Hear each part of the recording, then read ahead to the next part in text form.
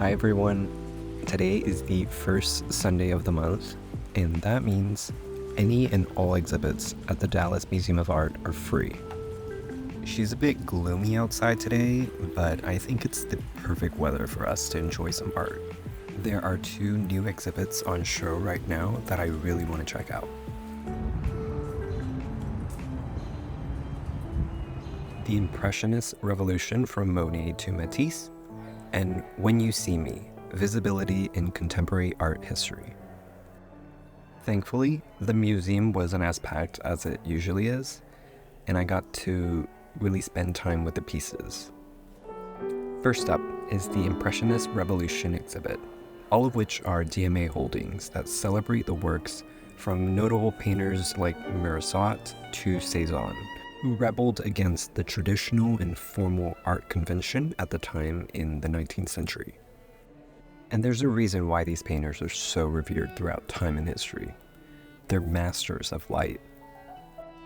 I feel like I'm actually there in that space, in that moment. I can't imagine a photograph evoking that same emotion, that take you out of reality. I could get lost in these all day. And then we have Edgar Degas, where the mood instantly shifts. Was he really Jack the Ripper? Kiki Scher's TikTok presents this really compelling case, which has now become my Roman Empire. But I mean, he was also a misogynist, so that doesn't really help his case. Like art historian John Richardson said, he's a misogynist in a misogynistic society, which in today's age kind of translates to a grade A cut. But in the end, it's all speculation still, so we'll never know.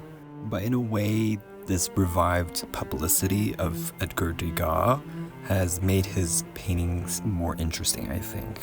Like, what if we're actually looking at a painting of a murder? Anyways, I'm curious what y'all think. The next exhibit, When You See Me, features nearly 60 works from a diverse intergenerational group of 50 artists that explore invisibility, hypervisibility, the desire to be seen, and the right to be private.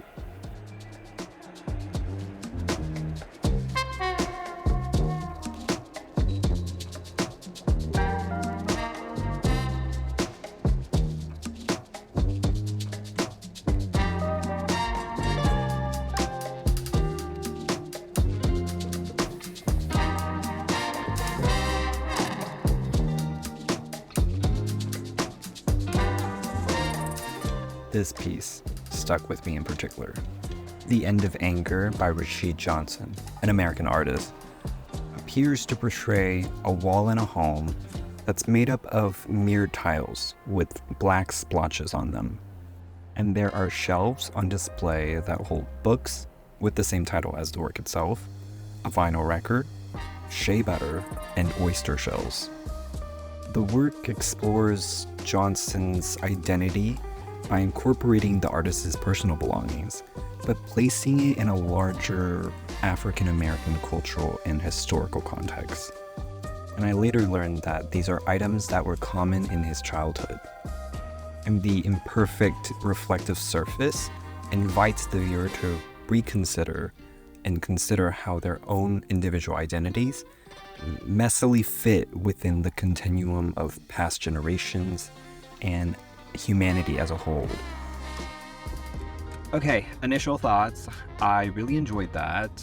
However, not all of the pieces spoke to me, but I think the ones that do really call to you stick with you. And I think that's the important part of, going to a museum. Yeah, there are some really weak ones that made the show as a whole, the exhibit as a whole, kind of disappointing, so I give it a 3.5.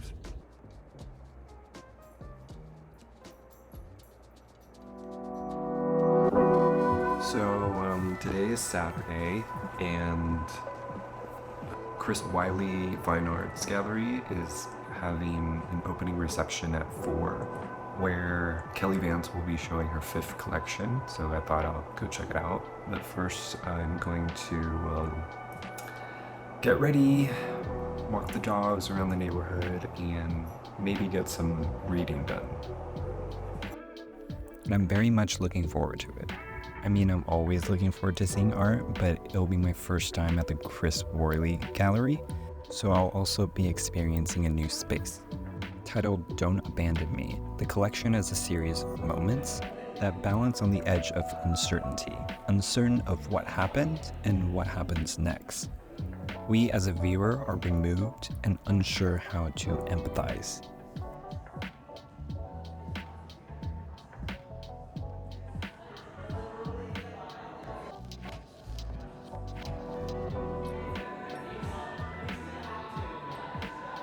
This one was my personal favorite.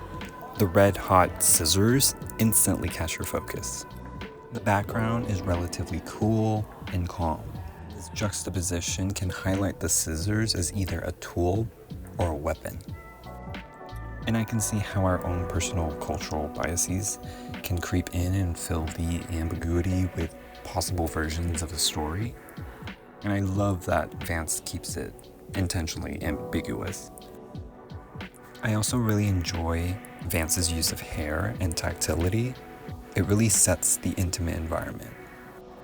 The exhibit will be on until June 15th, so don't miss it. Also on show is Robert Sangerman's fieldwork, flows, thickets, clearings, strata.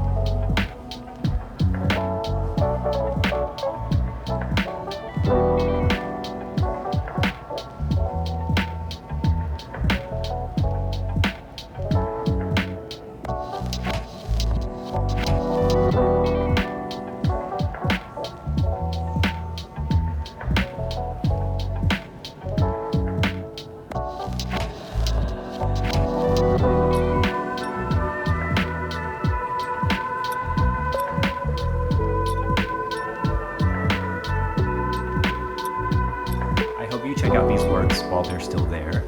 If you like this video, consider subscribing because that helps out a ton. If you didn't like this video, comment what you think can be improved. I want this to be the best viewing experience in my goal to share art and artists' perspectives.